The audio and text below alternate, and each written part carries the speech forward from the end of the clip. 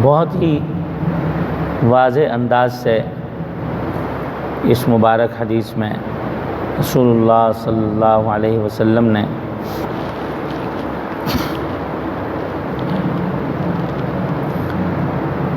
اس مبارک مہینے کا تعارف کروایا۔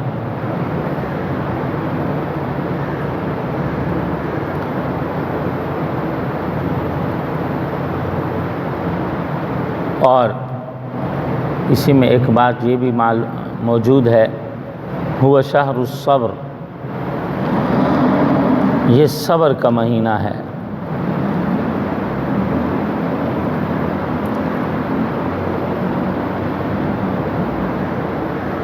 امام غزالی رحمۃ اللہ علیہ نے لکھا، صبر کا کمال شکر کو متضمن ہوتا ہے۔ پوری طرح بندہ صابر تب تک نہیں ہو سکتا جب تک بندہ شکر گزار نہ ہو۔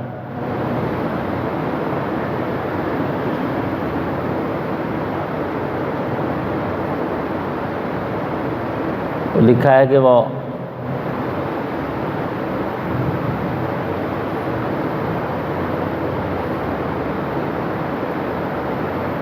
داؤد علیہ السلام کو جب اللہ کی جانب سے حکم ہوا اعملوا آل داود شکرا،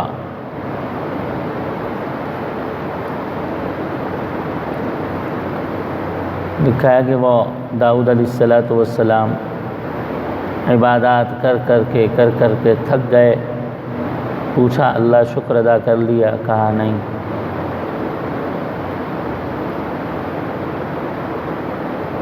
صدقے کر کر کے تھک گئے، خوب کیے، پوچھا اللہ شکر ادا ہوا؟ کہا نہیں۔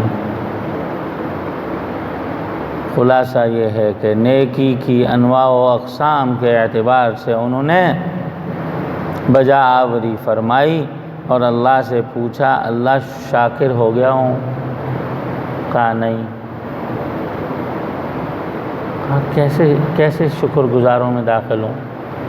کہا یوں کہو کہ میں شکر ادا نہیں کر سکتا، اللہ آپ کی نعمتوں کا شکر ادا کرنے سے میں عاجز اور قاصر ہوں۔ اس لیے مشائخ سے 3 جملے بڑے اچھے سے منقول ہیں۔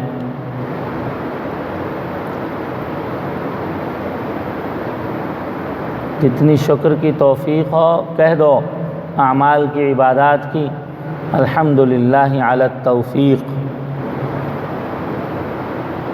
اور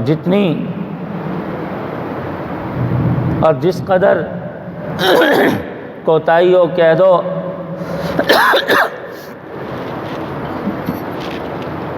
استغفر اللہ علی التقصیر، اللہ کوتاہی جو شکر پر کوتاہی، عبادات پر کوتاہی، اس سے معافی چاہتا ہوں۔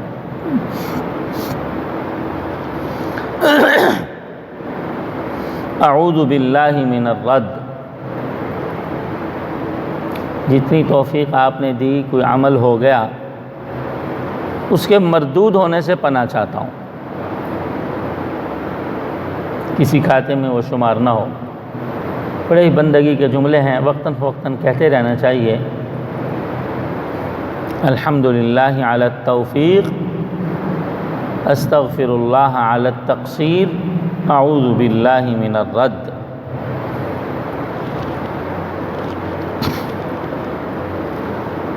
علماء نے لکھا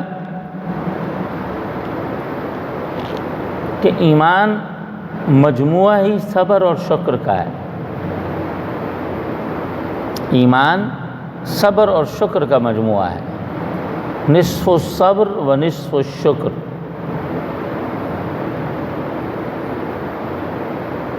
تمام گناہوں سے انسان جو بچتا ہے، جو بچ جائے، یہ صبر ہے، اور تمام وہ نیکیاں جو بجا لائے یہ انسان بجا لاتا ہے، یہ شکر ہے۔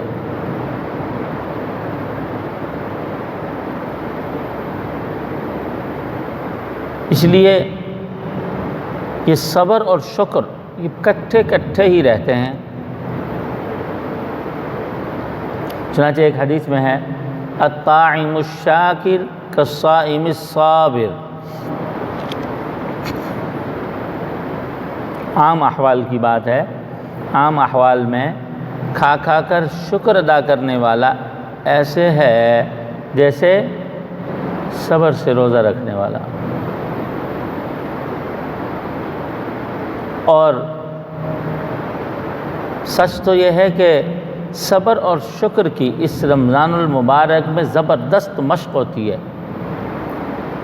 صبح سے شام تک صبر کی ایک کیفیت ہوتی ہے، اور شام کو ایسی ایسی نعمتیں اللہ کھلاتے ہیں، کتنا ہی کمزور اور نادار اور فقیر اور گیا گزرا مسلمان کیوں نہ ہو، وہ بھی رمضان المبارک میں افطار اور سحر میں معمول سے بہتر کھاتا ہے، اللہ اس کو کھلاتے ہیں۔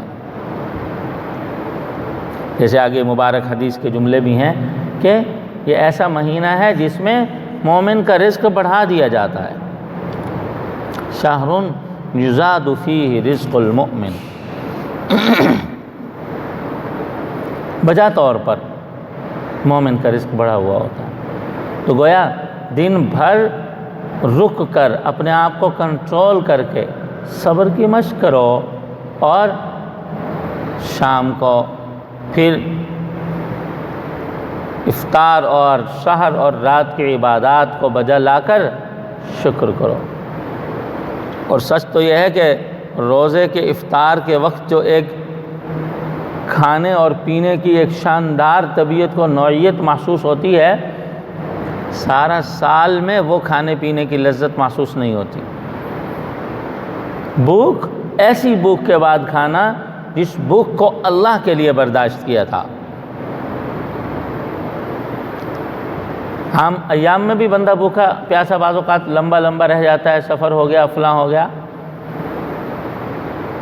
اول تو ایسا موقع نہیں آتا، لیکن بعض اوقات آ بھی جاتا ہے۔ لیکن اس بھوک اور پیاس کے بعد جو کھانا یا پینا ہوتا ہے، اس میں وہ طبیعت میں ایک انبساط، فرحت، مسرت، ایک شاندار کیفیت نہیں بنتی جو رمضان کی بھوک اور پیاس میں شام کو افطار کے وقت بنتی ہے۔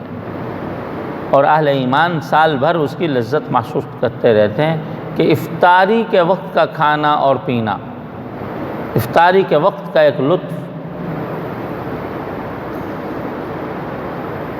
تو اس لیے اس وقت جو دل سے، اور جیسے ہمارے حضرت حاجی امداد اللہ مہاجر مکی رحمۃ اللہ علیہ نے حضرت حکیم الامت مولانا محمد اشرف علی تھانوی رحمہ اللہ کو فرمایا، اشرف علی ٹھنڈا پانی پیا کرو تاکہ دل سے شکر نکلے۔ اور ٹھنڈا پانی افطار کے وقت ملتا ہے، اور دن بھر کا بندہ پیاسا، اور جب بندہ اس وقت کہتا ہے نا الحمدللہ، دل سے ایک الحمدللہ کی کیفیت نکلتی ہے، تو بہرحال الفاظ شکر کی ادائیگی کا بہترین موقع ہوتا ہے۔ تو صبر اور شکر اس کی شاندار مشق ہے اس مہینے میں، اور یہی دو چیزیں مجموعہ ایمان ہیں کہ ہم سب کو گناہوں سے بچنے کی نسبت سے صبر، اور اللہ کی فرما برداری کی نسبت سے شکر نصیب ہو جائے۔ اللہ تعالی ہم سب کو کہی سنی بات پر عمل کرنے کی توفیق عطا فرمائے۔ وآخر دعوانا ان الحمدللہ۔